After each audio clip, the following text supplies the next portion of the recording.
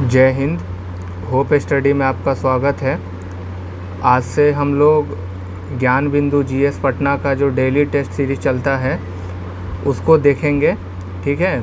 और जल्दी से जल्दी चीज़ों को कम समय में कैसे करना है उस अप्रोच पे बात करेंगे और क्वेश्चन को देखेंगे, ठीक है। तो हमारा इसमें मकसद यही है कि ज़्यादा से ज़्यादा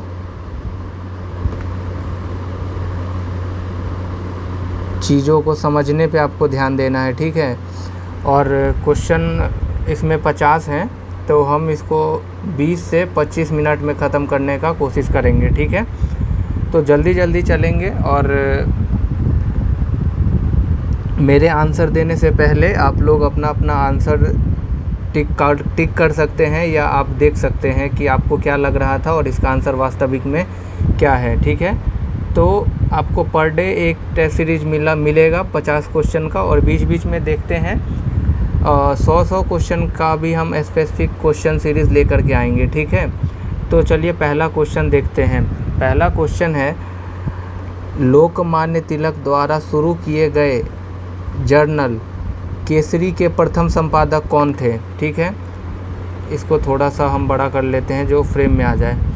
तो यहाँ पे पहला आपको देखना है कि जो केसरी नामक जो पत्रिका है, केसरी नामक पत्रिका का जो संपादक है वो कौन करते थे। और केसरी नामक जो पत्रिका है उसका संपादन कौन करते थे, तिलक सर करते थे, ठीक है। और केसरी नामक जो पत्रिका है वो मराठी भाषा में निकलती थी और ये 1881 से प्रकाशित किया जा रहा है। और इसके प्रथम संपादक हैं गोपाल गणेश अगरकर, ठीक है। अगला क्वेश्चन है, सिंधु सभ्यता से संबंधित कौन से केंद्र उत्तर प्रदेश में स्थित हैं। तो देखिए, सिंधु सभ्यता से रिलेटेड जगह के बारे में पूछा गया है, तो आप इसको एलिमिनेट कैसे करेंगे।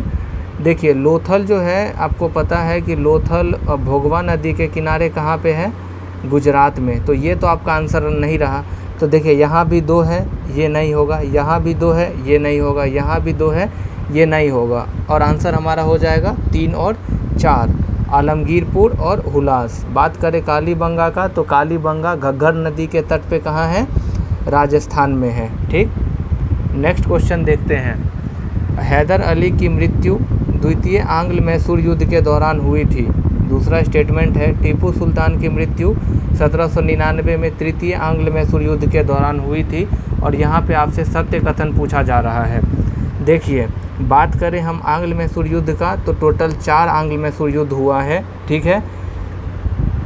हैदर अली की मृत्यु जो है द्वितीय आंग्ल मैसूर युद्ध में हुआ, ये सही है। टीपू सुल्तान की मृत्यु तीसरा युद्ध में नहीं बल्कि चौथा युद्ध में हुआ था। और आपको पता है 1799 में जो है चौथा आंग्ल मैसूर युद्ध लड़ा गया था, और इसमें टीपू सुल्तान हार जाते हैं और उनका 50% जो भूभाग है वो अंग्रेज़ों को दे दिया जाता है। तो आपका दूसरा स्टेटमेंट गलत हो जाएगा और इसका आंसर हो जाएगा ओनली 1। नेक्स्ट क्वेश्चन देखिए, सही सुमेलित नहीं है। अंग्रेज़ ईस्ट इंडिया कंपनी का स्थापना 1600 में हुआ था, सही है। डच ईस्ट इंडिया कंपनी की स्थापना 1602 में, ये भी सही है। फ्रांसीसी ईस्ट इंडिया कंपनी की स्थापना 1664 में, ये भी सही है। तो इसका आंसर क्या हो जाएगा आपका, डी। आपको पता है कि भारत में व्यापार करने वाले कंपनी बहुत सारे हुए हैं, जिसकी आने का क्रम अलग है और स्थापना का वर्ष अलग है। जिसमें 1600 में हुआ ब्रिटिश ईस्ट इंडिया कंपनी का स्थापना, 1602 में डच ईस्ट इंडिया कंपनी का स्थापना, और फ्रांसीसी ईस्ट इंडिया कंपनी की बात करें तो वो 1664 में हुआ है, ठीक है। इसके अलावा आप याद रखेंगे कि जो डेनिश कंपनी था उसका स्थापना 1616 में हुआ, और स्वीडिश जो कंपनी है, स्वीडिश कंपनी की जो स्थापना है वो हुआ है आपका 1731 में, ठीक है। इस तरीके से आप 5 कंपनी का जो स्थापना है वो याद रख सकते हैं। नेक्स्ट क्वेश्चन देखते हैं। मानव बलि प्रथा का निषेध करने के कारण अंग्रेज़ों के विरुद्ध विद्रोह करने वाली जनजाति कौन था। तो मानव बलि प्रथा को रोकने के लिए अंग्रेज़ों के खिलाफ जो विद्रोह करने वाली जनजाति थी वो कौन थी, वो थी खोंड, ठीक है, खोंड। और खोंड विद्रोह का जो नेतृत्व है वो कर रहे थे आपके चक्र विसोई, ठीक है, चक्र विसोई कर रहे थे, ठीक। नेक्स्ट, कौन सा कथन असत्य है? 1857 के विद्रोह के नेतृत्व बिहार में जगदीशपुर के राजा कुंवर सिंह ने किया था, ये सही है आपका। बरेली से विद्रोह का नेता खान अब बहादुर खान था, ये भी सही है। 1857 के विद्रोह के दौरान दिल्ली में विद्रोह का सैन्य नेतृत्व बहादुर शाह जफर ने किया था, ये स्टेटमेंट गलत है। जफर ने नेतृत्व नहीं किया था, बल्कि कौन किया था? बख्त खां ने, ठीक है, बख्त खां। और इलाहाबाद से मौलवी लियाकत अली थे, ये सही है। असत्य पूछा है तो आपका आंसर हो जाएगा सी, ठीक है। अगला क्वेश्चन देखिए, विचार करने के लिए कह रहा है कि दिसंबर 1920 में कांग्रेस के नागपुर अधिवेशन में असहयोग आंदोलन के कार्यक्रम का अनुमोदन किया गया, तो ये सही है। बात करें असहयोग आंदोलन के बारे में, तो असहयोग आंदोलन का जो टाइम पीरियड है वो है 1920 से 22, ठीक। 2 फरवरी 1922 को गोरखपुर ज़िले में गोरखपुर ज़िले के चौरी चौरा नामक एक छोटे से गांव में हुए हिंसक घटना के बाद महात्मा गांधी आंदोलन स्थगित कर दिए, ये भी चीज़ सही है। लेकिन वो जो चौरी चौरा का घटना हुआ है वो 2 फरवरी नहीं 5 फरवरी को हुआ है, ठीक है। कब हुआ है? 5 फरवरी को हुआ है, ठीक। तो ये स्टेटमेंट आपका गलत हो गया। सत्य कथन पूछा है, तो देखिए आपका दूसरा स्टेटमेंट तो गलत हो चुका है, तो ऑप्शन बी भी नहीं होगा, ऑप्शन डी भी नहीं होगा। 1922 में अंग्रेज़ सरकार महात्मा गांधी को गिरफ्तार कर 6 वर्षों के लिए जेल भेज दिए, ये भी सही है। तो आंसर आपका हो जाएगा 1 और 3, ठीक है। महात्मा गांधी ने सत्याग्रह क्रियाविधि सबसे पहले कहाँ प्रयुक्त की थी? देखिए, सत्याग्रह हो या कोई भी महात्मा गांधी जी द्वारा किया गया कार्य हो, अगर सबसे पहले है तो आपको याद होगा कि महात्मा गांधी ने जो भी क्रियाकलाप है वो सबसे पहले उन्होंने कहाँ पे किया था? तो दक्षिण अफ्रीका में, ठीक। और आपको पता है चंपारण में 1917 में वो करेंगे चंपारण, और इसी तरीके से 1918 में होगा अहमदाबाद मिल, ठीक है। इस तरीके से इसका आंसर हो गया आपका ए। नेक्स्ट क्वेश्चन देखते हैं, आपका क्वेश्चन नंबर हो गया 9वां। मुस्लिम लीग का प्रथम अध्यक्ष कौन था? बात करें मुस्लिम लीग का, तो मुस्लिम लीग का जो स्थापना है वो 1906 में कहाँ हुआ था? ढाका, बांग्लादेश में, ठीक है। ढाका में हुआ था 1906 में, ठीक। और इसके जो प्रथम अध्यक्ष है वो आगा खां है, ठीक है। इसके प्रथम अध्यक्ष कौन है? आगा खां। अगला क्वेश्चन फिर से है, विचार कीजिए। आइए विचार करते हैं कि लॉर्ड कर्जन ने 1905 में बंगाल विभाजन किया, जिसके विरोध में बंगाल में स्वदेशी आंदोलन चलाया गया। तो आपका ये स्टेटमेंट सही है कि 1905 में बंगाल में स्वदेशी आंदोलन भी चलाया गया था। बात करें लॉर्ड कर्जन का कार्यकाल का, तो लॉर्ड कर्जन का कार्यकाल है आपका 1899 से 1905 तक, ठीक है। 1905 तक है लॉर्ड कर्जन का आपका कार्यकाल, ठीक है। और 1911 में लॉर्ड हार्डिंग ने बंगाल विभाजन को रद्द कर दिया, तो ये भी स्टेटमेंट सही है। तो इसका आंसर हो जाएगा दोनों। अगला क्वेश्चन देखिए, पानीपत का तीसरा लड़ाई कब हुआ था? 1761 में। किनके बीच हुआ था? तो ये हुआ था आपका पेशवा बाजीराव, यहाँ थोड़ा लिखा हुआ गलत है, पेशवा बालाजी बाजीराव होगा, ठीक है। यहाँ पे होगा आपका बालाजी बाजीराव, ठीक। पेशवा बालाजी बाजीराव, या आप ये कह सकते हैं मराठा वर्सेस अहमद शाह अब्दाली, ठीक है। अहमद शाह अब्दाली वर्सेस मराठा हुआ था और इसमें मराठों की बुरी तरीके से हार हुई थी, तो इसका आंसर सी हो जाएगा। बात करते हैं पानीपत की लड़ाई की, तो पानीपत की लड़ाई 3 हुई है। पहला तो हो गया आपका बाबर और इब्राहिम लोदी के बीच, कब हुआ था? 1526 में। इसमें बाबर जीतेगा और दिल्ली मुग़ल वंश का स्थापना करेगा, ठीक है। दूसरा हुआ था आपका 1556 में, इसमें हेमू हार जाता है और अकबर की जीत होती है, ठीक है। और तीसरा किसका होता है? तीसरा होता है आपका मराठा और अहमद शाह अब्दाली के बीच, ठीक है। तो इसका आंसर हो गया आपका सी। अगला क्वेश्चन है 1580 ईस्वी में सम्राट अकबर द्वारा लागू किए गए दहसाला प्रबंध, आपको पता है अकबर द्वारा जो दहसाला प्रबंध जो लगाया गया, इसके कर्ता धर्ता कौन थे? तो इसके कर्ता धर्ता थे टोडरमल, ठीक है, ये याद रखिएगा, टोडरमल। और टोडरमल इससे पहले शेरशाह सूरी के भी दरबार में अपना सेवा दे चुके थे, ठीक। तो इसके विषय में पूछा है कि कौन सा सही नहीं है, ठीक। इस व्यवस्था के अनुसार पिछले 10 वर्षों में अलग अलग भूमि में अलग अलग फसलों की उपज को लगान निर्धारित का आधार बनाया गया, तो बनाया गया था कि जिसका उपज जितना ज़्यादा होगा वो अपना टैक्स उतना ज़्यादा देगा, जिसका कम होगा वो अपना टैक्स कम देगा, ठीक है। नेक्स्ट है आपका कि इस व्यवस्था के अनुसार किसानों से उपज का 1/3 भाग लगान के रूप में लेने की व्यवस्था की गई थी, तो ये भी सही है। किसान नगद देकर अथवा अनाज देकर लगान दे सकता था, ये भी सही है। तो गलत कौन है? ऑप्शन नंबर डी 4, क्योंकि यहाँ पे लिखा है कि पूरे साम्राज्य में, देखिए बात करें अकबर के काल का, तो ये हमारा भारत है, तो जो विंध्य का क्षेत्र है एमपी में, ठीक है, उसके नीचे ये प्रणाली लागू नहीं थी, ठीक है। तो इसका आंसर, आपका सही आंसर हो जाएगा आंसर नंबर डी, ठीक है, आंसर नंबर डी इसका आंसर हो जाएगा, ठीक। किस सूफी सिलसिले की गतिविधियों का मुख्य केंद्र बिहार था? तो बिहार में फिरदौसी संप्रदाय था, ठीक है। विजयनगर के राजा कृष्णदेव राय ने गोलकुंडा का युद्ध किस राजा के साथ लड़ा था? तो जो विजयनगर साम्राज्य के राजा हैं कृष्णदेव राय, इन्होंने गोलकुंडा के राजा कुली कुतुब शाह के साथ इन्होंने लड़ाई की थी, ठीक है। फिर आ गया विचार करने वाला। देखिए जो भी क्वेश्चन विचार करने वाला आए, इस तरीके का स्टेटमेंट वाला क्वेश्चन आए, आपको सबसे पहले ऑप्शन पे देखना है कि उसमें पूछा क्या है। जैसे यहाँ पे सही है पूछा है, ठीक है।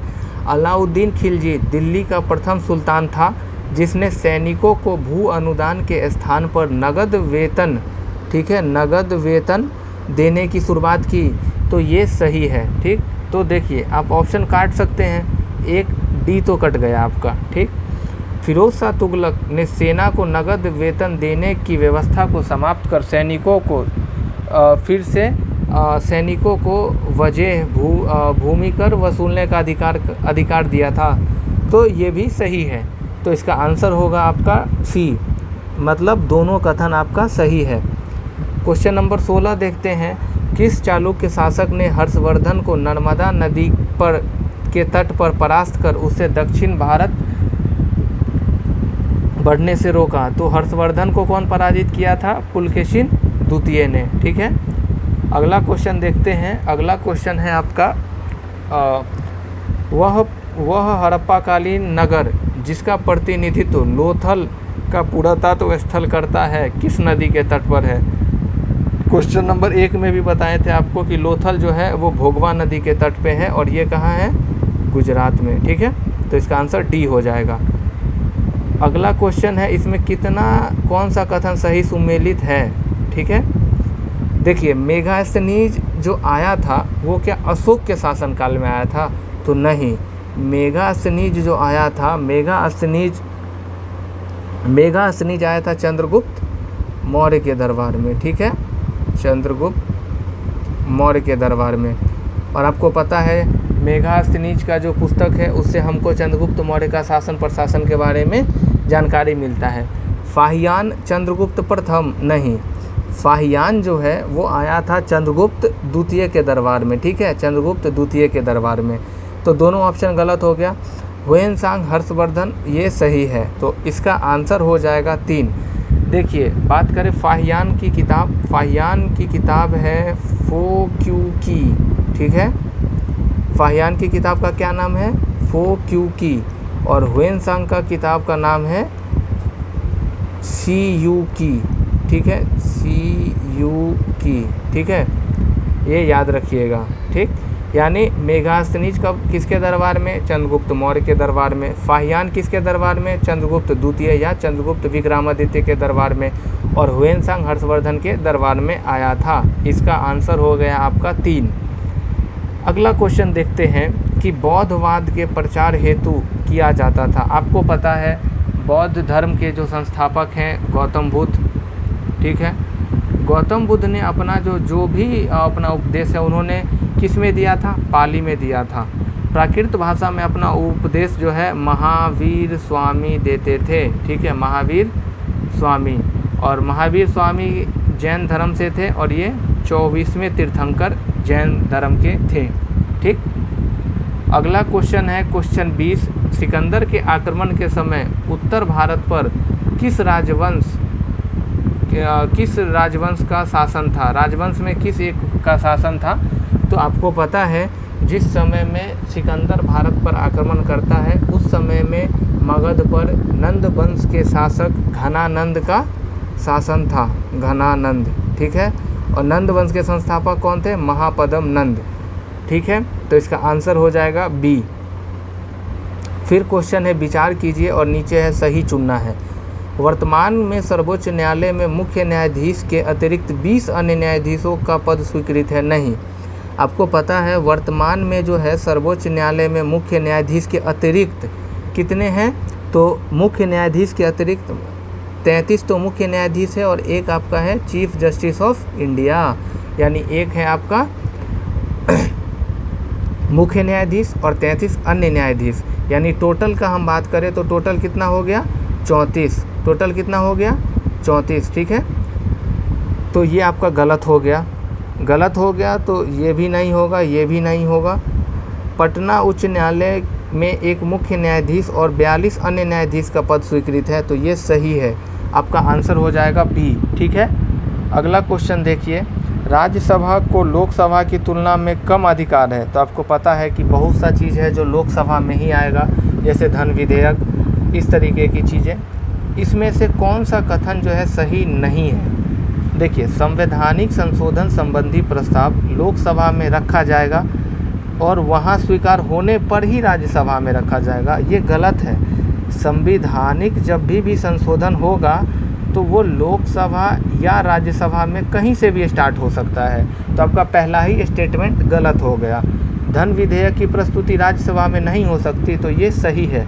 धन विधेयक की चर्चा है आर्टिकल 110 में, और धन विधेयक जब भी आएगा वो राज्यसभा में नहीं आएगा बल्कि लोकसभा में आएगा, और इसको जो है राज्यसभा 14 दिन से अधिक विलंब नहीं कर सकती, ये भी सही है। कार्यपालिका को राज्यसभा अपदस्थ नहीं कर सकती, ये भी सही है। तो इसका आंसर हो गया आपका ए, क्योंकि पूछा था गलत, ठीक है। अगला क्वेश्चन देखते हैं, क्वेश्चन नंबर 23। ब्रिटेन की विशेषता विधि का शासन किस मौलिक अधिकार के अंतर्गत और किस अनुच्छेद के द्वारा भारतीय संविधान में उल्लेखित है? तो आपको पता है विधि के समक्ष शासन आर्टिकल किस में है? आर्टिकल 14 में है, और ये कहाँ से कहाँ तक है? तो ये 14 से 18 तक है, ठीक है। मतलब इस सब में समानता का बात किया गया है 14 से लेके 18 तक। जैसे 14 में है कि समानता का अधिकार, 15 में है जाति धर्म लिंग, 16 में है लोक नियोजन, 17 में है अस्पृश्यता, इस तरीके की चीज़ें हैं। तो इसका आंसर हो जाएगा डी। देखिए, कुछ ऐसा अनुच्छेद है, यानी कुछ ऐसा मौलिक अधिकार है, फंडामेंटल राइट्स है, जो केवल ओनली इंडियन को मिल रहा है। वो कौन है? 15, 16, 19, 29, 30, ठीक है। ये जो है 15, 16, 19, 29, 30 ये बस भारतीयों को प्राप्त है, ये विदेशियों को प्राप्त नहीं है, ठीक है। तो ये एक्स्ट्रा में आप याद रखिएगा, ठीक। अगला क्वेश्चन है कि कौन सा सुमिलित नहीं है? 52वां संविधान संशोधन दल बदल, ये सही है। बात करें 52वां संविधान का, तो ये कब हुआ था आपका? 1985 में। 61वां संविधान संशोधन मतदान की आयु 21 वर्ष से घटाकर 18 वर्ष कर दी गई थी, तो ये भी आपका सही है, ठीक है। 91वां संविधान संशोधन बोडो डोगरी भाषा 8वीं अनुसूची में शामिल किया गया था, तो नहीं।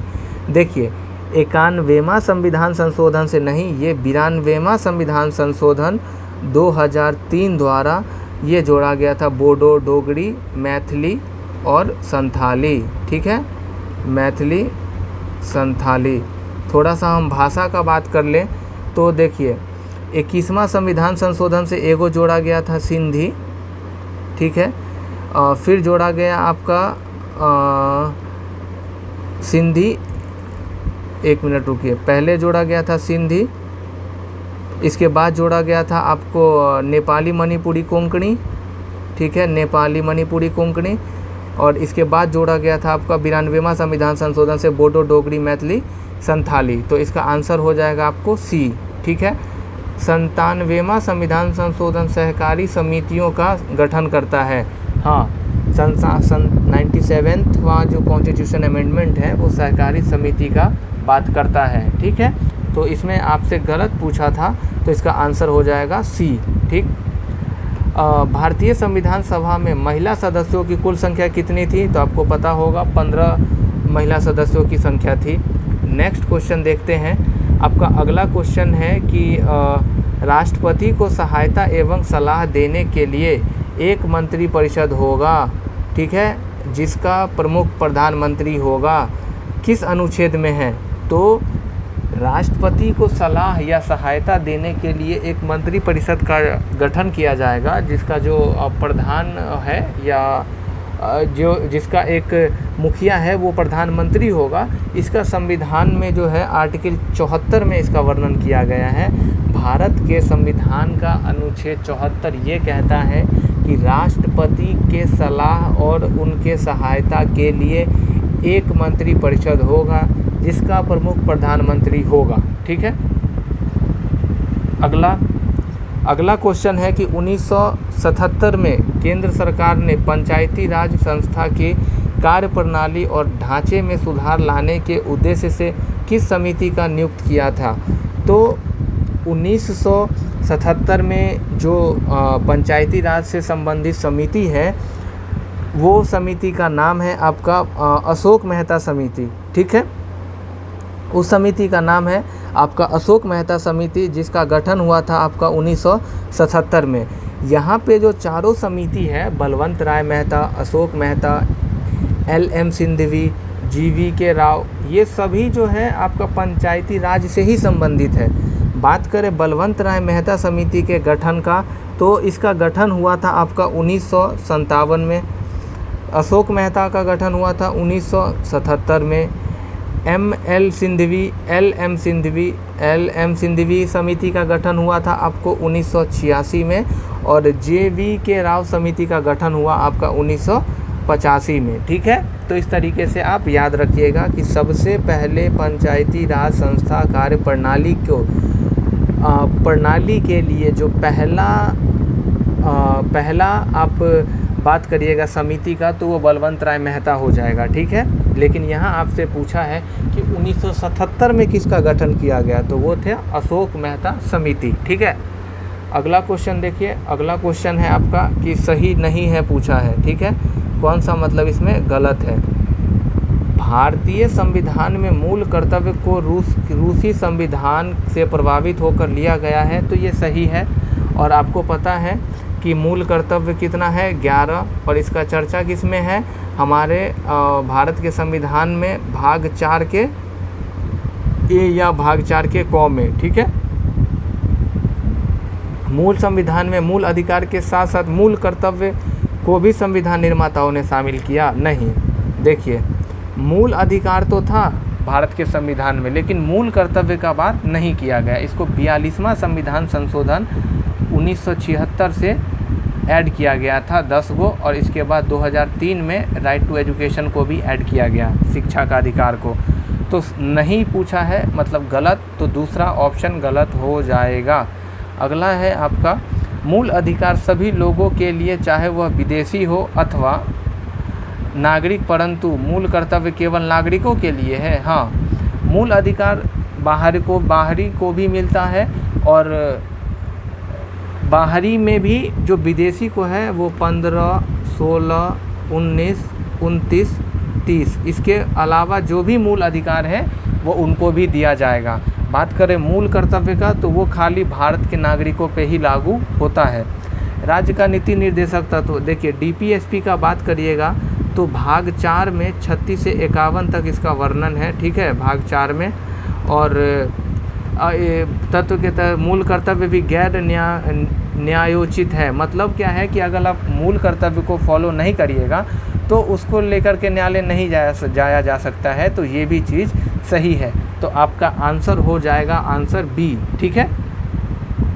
अगला क्वेश्चन है कि कौन सा सही नहीं है। देखिए, एक तरफ है आपका राज्य, ठीक है, और दूसरे तरफ आपको दिया गया है राज्यसभा में आवंटित स्थान, यानी उस राज्य को कितना राज्यसभा में सीट दिया गया है। तमिलनाडु में 18 सही है, उड़ीसा में कितना है 10 सही है, महाराष्ट्र में 19 सही है, आंध्र प्रदेश में 18 नहीं है। आंध्र प्रदेश में अगर हम राज्यसभा सीटों की बात करें तो आंध्र प्रदेश में कितना है 11। बिहार में राज्यसभा सीटों की संख्या कितना है वो आपको कमेंट करना है, ठीक है, कमेंट में आपको बताना है, ठीक। अगला क्वेश्चन देखिए, फिर से कहा गया है विचार करिए और नीचे सही पूछा है, ठीक है। भारत सरकार का प्रथम विधि अधिकारी भारत का महान्यायवादी होता है, ये पता है आपको कि भारत सरकार का जो भी उन पे मुकदमा होता है वो कौन लड़ता है, भारत के महान्यायवादी अटॉर्नी जनरल, जिसकी नियुक्ति राष्ट्रपति करता है। तो ये स्टेटमेंट सही है। देखिए यहाँ पे आया है महान न्यायवादी यानी अटॉर्नी जनरल। अटॉर्नी जनरल का चर्चा हमारे भारत के संविधान में आर्टिकल 76 में किया गया है, अनुच्छेद 76 में किया गया है, ठीक है। किसी राज्य के उच्च विधि अधिकारी राज्य महाधिवक्ता एडवोकेट जनरल होता है जिसकी नियुक्ति राज्यपाल करता है, तो ये भी सही है। और इसका जो चर्चा है, इसका चर्चा किया गया है आर्टिकल 165 में, ठीक है। तो स्टेटमेंट आपका तो दोनों सही है कि महान न्यायवादी की चर्चा आर्टिकल 76 में है, जिसको नियुक्ति कौन करते हैं, भारत के राष्ट्रपति करेंगे, और राज्य के लेवल पे जो राज्य के महाधिवक्ता होते हैं उसका जो नियुक्ति है वो राष्ट्रपति करते हैं, और इसका वर्णन भारत के संविधान के अनुच्छेद 165 में लिखा गया है। नेक्स्ट क्वेश्चन देखिए कि भारतीय राज्य व्यवस्था में सर्वोच्च है, तो आपको पता है भारतीय राज्य व्यवस्था में सर्वोच्च क्या है, संविधान, क्योंकि हमारा जो देश है वो किससे चलता है, संविधान से चलता है, ठीक है। तो इसका आंसर डी हो जाएगा। अगला क्वेश्चन है भारतीय संविधान के अनुच्छेद 371 जी में दिए गए विशिष्ट उपबंध किस राज्य से संबंधित है। तो देखिए इसको आप एलिमिनेट कर सकते हैं, लेकिन दो ऑप्शन में आप फंसेंगे, क्योंकि 371 जी में जो चर्चा है वो चर्चा है आपका इसमें मिजोरम का। तो देखिए जो भी है इसमें जम्मू कश्मीर होगा नहीं और झारखंड तो होगा ही नहीं, ठीक है। तो आंसर इसका डी हो जाएगा। नागरिकता निम्नलिखित में से किन विधियों द्वारा प्राप्त किया जा सकता है। आपको पता है कि भारत में नागरिकता का चर्चा कहाँ से कहाँ तक है, भाग 2 में 5 से लेके 11 तक, ठीक है। और नागरिकता कितने तरीके से मिलता है, तो नागरिकता मिलेगा आपको 5 तरीके से, जाएगा कितने तरीके से, 3 तरीके से, ठीक है। तो यहाँ पूछा है कि प्राप्त कैसे किया जाएगा, जन्म से कर सकते हैं। अब देखिए ऑप्शन आप कैसे एलिमिनेट करिएगा, अनुरोध द्वारा, क्या आप रिक्वेस्ट करके नागरिकता ले सकते हैं, नहीं, तो 4 तो नहीं होगा आपका, तो 4 यहाँ है गया। और आपका पहला ऑप्शन है कि जन्म द्वारा ले सकते हैं, आनुवांशिक मतलब आनुवांशिकता द्वारा ले सकते हैं, और पंजीकरण द्वारा 7 साल में भी आप ले सकते हैं। तो इसका आंसर हो गया 1, 2, 3, ठीक है। अगला क्वेश्चन पूछा है कि निम्न में कौन सा कथन सही नहीं है। देखिए लोकसभा चुनाव के सामान्य उम्मीदवार के लिए जमानत धनराशि 25,000 निर्धारित किया गया है, ठीक है। तो ये कथन आपका सही है। बात करें लोकसभा में जमानत राशि का, तो जो इसमें रुकिए, जो आपका ओबीसी और जो जनरल हैं उनके लिए ये राशि जो है वो है 25,000 रुपया। और लोकसभा चुनाव के लिए अनुसूचित जाति तथा अनुसूचित जनजाति के लिए जमानत के रूप में 10,000 जमा करनी पड़ती है, नहीं 10,000 रुपया नहीं, बल्कि एससी और एसटी के लिए ये राशि कितना है 12,500, ठीक है। अगला है विधानसभा चुनाव के लिए अनुसूचित जाति व अनुसूचित जनजाति के लिए जमानत राशि 15,000 निर्धारित है। ये भी स्टेटमेंट गलत है। विधानसभा में चुनाव आप जो इलेक्शन लड़िएगा उसके लिए 15,000 नहीं एससी एसटी के लिए, बल्कि ये राशि कितना है 5,000, ठीक है, ये राशि कितना है 5,000। विधानसभा के चुनाव में उम्मीदवार सामान्य जो जनरल से आते हैं उनको जमानत राशि के रूप में 10,000 जमा करना पड़ता है, तो ये सही है। देखिए गलत पूछा है तो आपका आंसर बी और सी दोनों हो जाएगा, ठीक है, बी एंड सी बोथ, ठीक है, दोनों गलत है। वर्तमान समय में विश्व के किस देश में प्रत्यक्ष लोकतंत्र है? तो प्रत्यक्ष लोकतंत्र का उदाहरण स्विट्जरलैंड है, ठीक है। अगला सुमिलित करना है आपको सूची 1 को सूची 2 से। और देखिए एक तरफ तो आपका दिया है उद्गम क्षेत्र और दूसरे तरफ दिया है नदी, कि उस नदी का उद्गम क्षेत्र कहाँ है। देखिए पहला है आपका कावेरी नदी। बात करें कावेरी नदी का, तो जो कावेरी नदी है वो कर्नाटक के ब्रह्मगिरी पर्वत से निकलता है, ठीक है, कर्नाटक के ब्रह्मगिरी पर्वत से निकलता है। तो एक का आपका हो गया 1, और देखिए 1 का 1 एक ही में है, आंसर आपका बी हो जाएगा, ठीक है। और वेरीनाग सोता झरना से झेलम नदी का उद्गम होता है। कृष्णा नदी का उद्गम महाबलेश्वर महाराष्ट्र से होता है, ठीक है। और छोटा नागपुर का पठार स्वर्णरेखा नदी से, स्वर्णरेखा नदी का जो उद्गम है वो छोटा नागपुर के पठार से होता है। तो इसका आंसर क्या हो जाएगा बी, ठीक है। अगला देखिए लेगून नहीं है। लेगून नहीं है मतलब वो आपसे पूछना चाह रहा है कि इसमें कोई 3 झील तो लेगून है और 1 झील लेगून नहीं है, ठीक है। तो आप देखिए अष्टमुडी झील लेगून है, चिल्का लेगून है, पुलिकट लेगून है, लेकिन पेरियार जो है लेगून नहीं है। तो इसका आंसर हो जाएगा आपका सी, ठीक है, इसका आंसर हो जाएगा सी। देखिए अष्टमुडी झील कहाँ है? तो अष्टमुडी झील है आपका कर्नाटक में, चिल्का झील कहाँ है? उड़ीसा में, पुलिकट कहाँ है? आंध्र प्रदेश और तमिलनाडु के सीमा पे, ठीक है। तो ये भी आप याद रखिएगा। अगला क्वेश्चन है टिहरी जल विद्युत परियोजना किस नदी पे बनाई गई है? तो टिहरी बांध की अगर हम बात करें तो टिहरी बांध जो है वो भागीरथी एवं भिलांगना नदी के ऊपर बनाया गया है, ठीक है। अगला क्वेश्चन है दामोदर घाटी निगम की स्थापना कब हुई थी? तो 1948 में दामोदर घाटी निगम की स्थापना हुई थी। भारतीय कृषि का इतिहास किसने लिखा है? भारतीय कृषि का इतिहास कौन लिखा है इसमें? तो वो है MS रंधावा, ठीक है। बात करें MS स्वामीनाथन का, तो आपको पता है ये हरित क्रांति से जुड़े हुए हैं, ठीक है। अगला क्वेश्चन है, फिर से आपको सुमिलित करना है। खाद्य उत्पादन में वृद्धि किससे था? हरित क्रांति से था। आपका देखिए एक का ऑप्शन हो जाएगा आपका ए, किस में है? एक ही में है, तो आपका आंसर तो आ गया। दुग्ध उत्पादन किससे था? दुग्ध उत्पादन था आपका,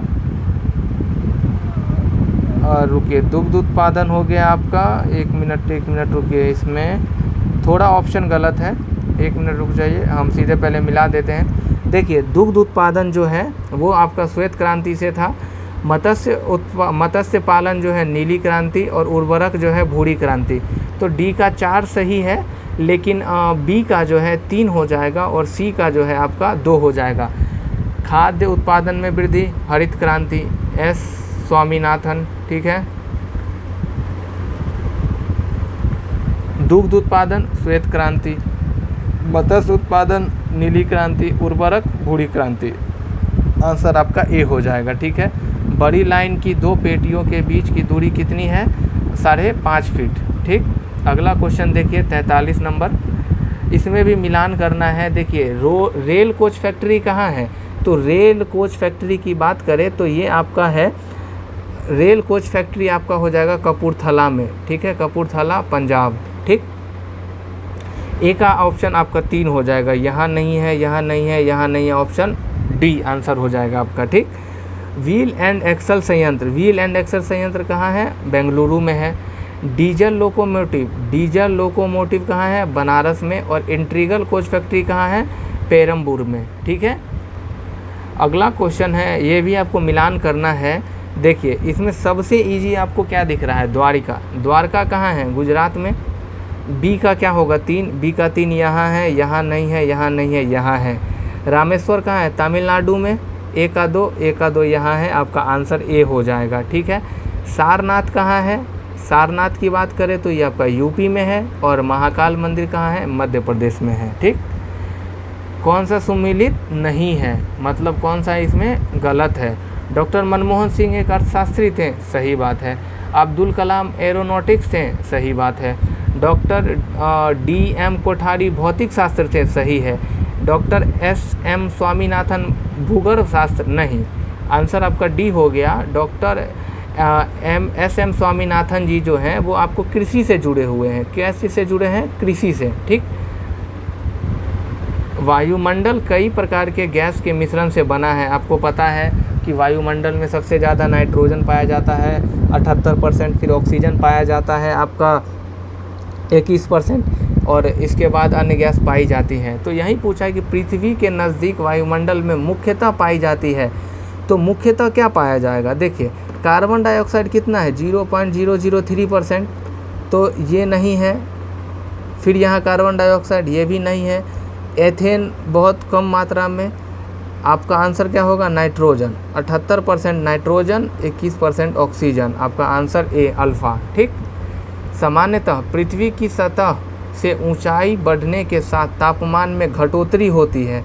देखिए, जैसे जैसे आप ऊपर जाओगे तापमान गिरेगा, मतलब क्या है कि आप ऊंचाई पे जाओगे तो आपको टेम्परेचर घटेगा। क्यों, वायुमंडल पृथ्वी की सतह से केवल ऊपर की ओर गर्म हो सकता है। तो ये स्टेटमेंट सही है। आपको पता है कि अगर आप 65 सेंटीमीटर ऊपर जाते हो तो 1 डिग्री सेल्सियस टेम्परेचर तापमान की गिरावट आती है। ठीक है, तो पहला स्टेटमेंट आपका सही हो गया। दूसरा है, ऊपरी वायुमंडल में आर्द्रता अधिक है, नहीं, ऊपरी वायुमंडल में आर्द्रता अधिक नहीं होती है। ठीक, और अगला है आपका, ऊपरी वायुमंडल में हवा कम घनी होती है, ये भी सही है। तो इसका आंसर हो गया सी। अगला क्वेश्चन है, बैरोमीटर में पारे की तल का अचानक गिरावट किसको दिखाता है, चक्रवात या तूफान को। ठीक है, ये आपको पता होगा कि बैरोमीटर में अचानक से जो गिरावट होता है वो तूफान का संकेत देता है। ठीक, धीरे धीरे ऊपर जाएगा तो साफ मौसम हो जाएगा। सुएज नहर के बन जाने के पश्चात भारत और यूरोप के मध्य सामुद्रिक दूरी में कितनी कमी आई, तो 7000 किलोमीटर की कमी आई है। ठीक है, सुएज नहर की अगर आप बात करें तो सुएज नहर आपको कहाँ पड़ता है, तो सुएज नहर आपको अफ्रीका के पूर्वी तट पे आपको देखने को मिल जाएगा। ठीक है, कैनेडियन पैसिफिक रेलवे किन 2 स्टेशनों के बीच चलती है, तो कैनेडियन, देखिए बात करें, 1 मिनट रुकिए, बात करते हैं हम कनाडा का। इस तरीके से देखिएगा तो ऊपर में ऐसे कनाडा है, तो यहाँ पे एक जगह है जिसका नाम है आपका मॉन्ट्रियल। ठीक है, मॉन्ट्रियल से यहाँ पे आपका है वैंकूवर, और यहाँ पे है एक मॉन्ट्रियल शहर, तो ये वैंकूवर को मॉन्ट्रियल से जोड़ता है। तो इसका आंसर आपको बी हो जाएगा। ठीक, इसमें क्या है कि इसमें थोड़ा सा जो है हम कुछ महत्वपूर्ण बात कर लेते हैं। देखिए, हम इसको जल्दी से जल्दी कराने की कोशिश करेंगे। ठीक है, क्योंकि अगर आपको लग रहा है कि ये कुछ ज़्यादा ही तेज़ हो रहा है तो आप कमेंट बता सकते हैं, उस हिसाब से इसको धीरे भी किया जा सकता है। लेकिन मेरे हिसाब से क्या है कि आप ज़्यादा से ज़्यादा क्वेश्चन प्रैक्टिस पे ध्यान दीजिए। ठीक है, आपको ज़्यादा से ज़्यादा क्वेश्चन प्रैक्टिस करना है, और जो भी एक्स्ट्रा फैक्ट है अगल बगल का उसको आपको देखते चलना है। तो मिलते हैं अगले टेस्ट सीरीज डिस्कशन में, तब तक के लिए पढ़ते रहिए और रिवीजन पे ध्यान दीजिए। और इसी के साथ आज के लिए यहीं तक, मिलते हैं नेक्स्ट वीडियो में। जय हिंद।